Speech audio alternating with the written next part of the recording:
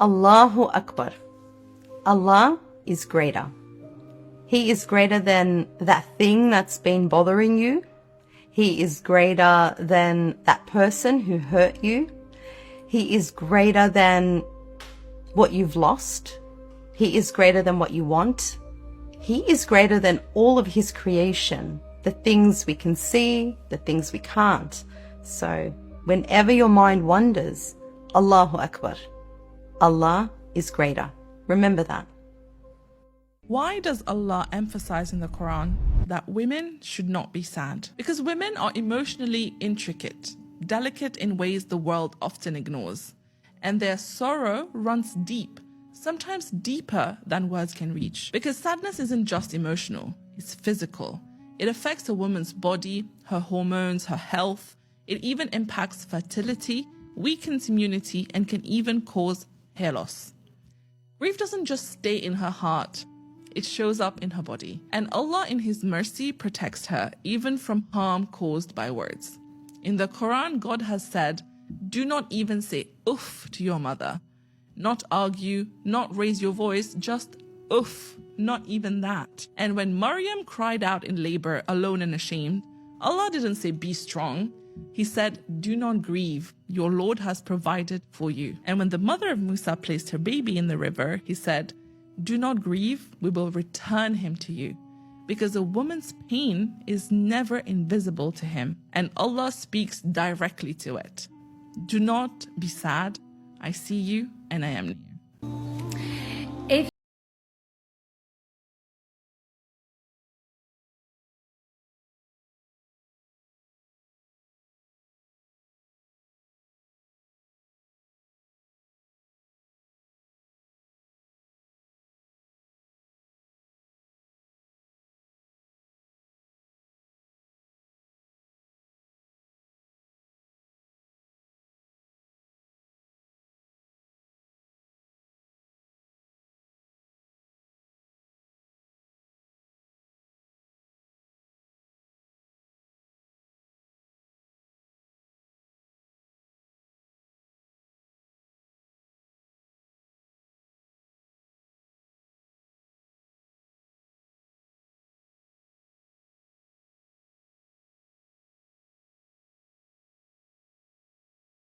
Muslim women are not allowed to pray when they're on their period. But the truth is, it's not because we are considered dirty or unworthy. It's because we are respected in Islam. Women are exempt from praying and fasting while menstruating, and this is not a punishment, and it's definitely not because our bodies are impure. It's because God in His wisdom acknowledges what we go through. The Prophet Muhammad, peace be upon him, said, this is something Allah has decreed for the daughters of Adam. He didn't say it's a sickness. He didn't call it a flaw or a curse. He said it's a decree, meaning it's part of how we were created. And rather than demanding that we push through the pain or pretend our bodies are not bleeding, Islam gives us permission to rest. We are excused, not excluded. Not because our worship matters less, but because our suffering is recognized. Our physical burden is acknowledged with spiritual ease. This isn't a reduction in reward, it's a reminder that even when we step back from rituals, we're still seen and still valued and still deeply connected to God. Self-respect is a form of ibadah. It's a form of worship. Not allowing anyone to degrade you, humiliate you, oppress you. Walking away from a toxic relationship that affects your mental health, your well-being, your physical health. These are forms of ibadah. Walking away is a form of ibadah, worship. Your mental health is an amana. Your well-being is an amana. Your honor is in a manner. So once you are being dishonored in a relationship, in a friendship, professional relationship, and that person or individual is dishonoring you, humiliating you, degrading you, you must walk away.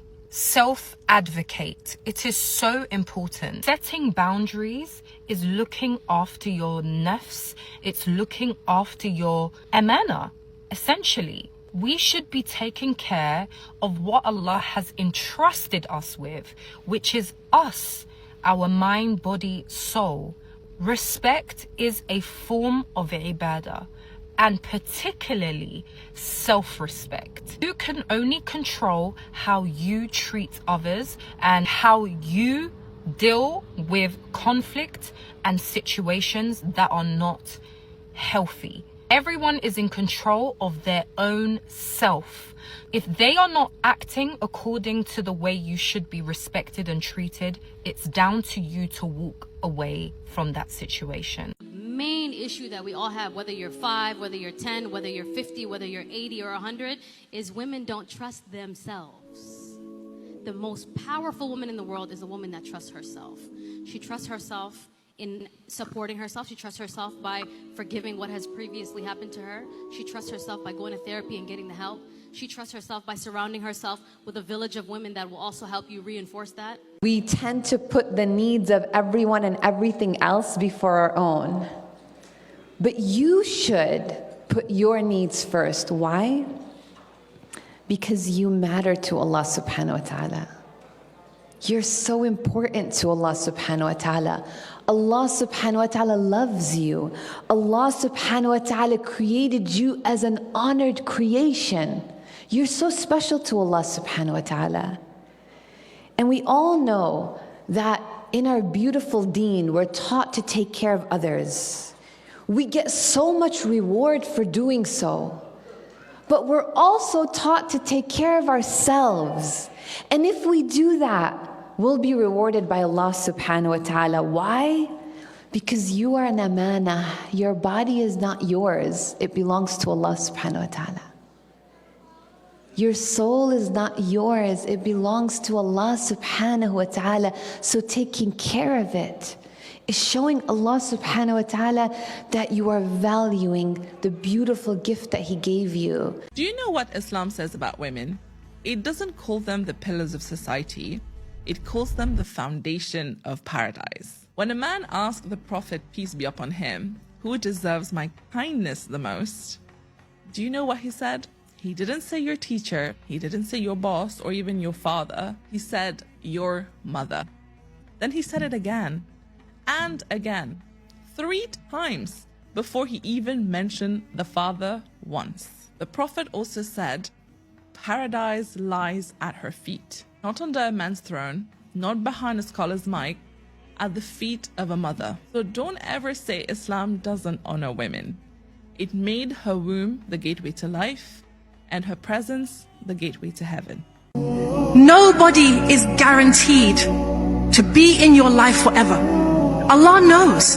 This child may be gifted to you for 3 years and Allah takes it back.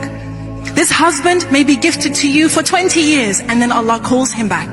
This wife, you may have her for 50 years and Allah calls her back. Parents, the same thing. So if we are truly aware of the fact that this life is short, that this husband, wife, child, parent is an amana, is a responsibility, a trust, and is on loan to me and can be taken back anytime, wallahi, this should change how we behave.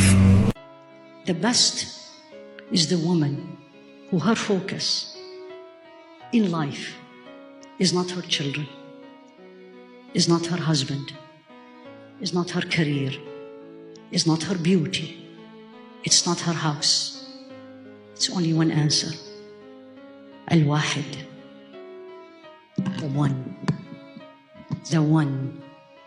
How many of you, and don't show me hands, this is between you and Allah, and He knows.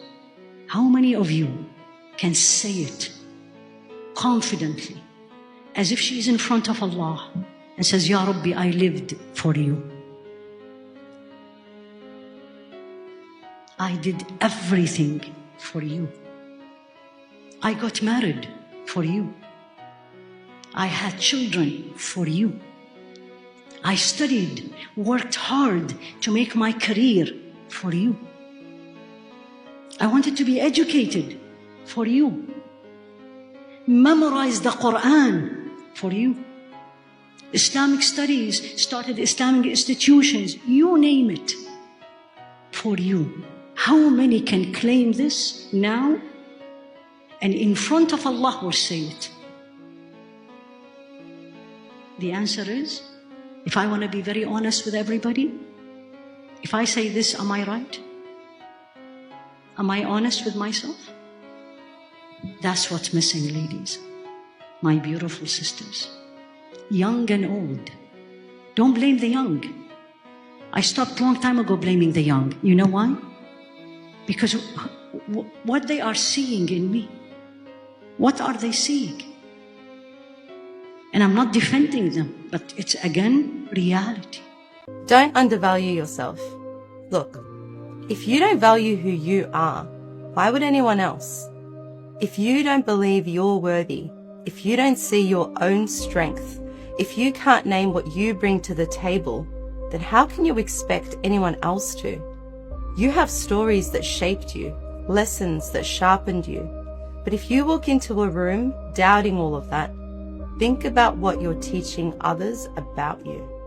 Allah can make up for lost time. If you think that you're running out of time to get married or to get to a certain point in your career or to travel the world, listen, Allah can change your situation so easily. You just have to have tawakkul. But the truth is, this dunya is so temporary. You'll have eternity with your soulmate even if you don't find him on this earth. That's Allah's promise. And you won't be working in Jannah either, but you will be traveling. But instead of itching to go to Italy or the Maldives, you'll be traveling the galaxies and the stars together because you can. So why are you stressing about this dunya?